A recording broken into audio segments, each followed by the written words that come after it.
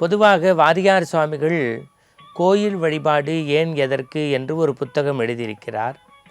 நிறைய தமிழ் சான்றோர்கள் வழிபாட்டை குறித்து பதிவு செய்திருக்கிறார்கள். அடுத்த தலைமுறைக்கு புரிகின்ற வகையில் எளிய முறையில் சொல்கின்றோம். கடவுள் அங்கிங்கனாதபடி எங்கும் பறந்து விரிந்து ஆனந்த பூர்த்தியாய் இருப்பவன். அவனுக்கு ஆலயம் என்று ஒன்று அவசியம் வேண்டுமா? வாரியார் சுவாமி எழுதுகின்றார், உடம்பு முழுக்க, பசுவினுடைய உடம்பு முழுக்க பால் பறந்து விரிந்து திரிந்து இருக்கிறது.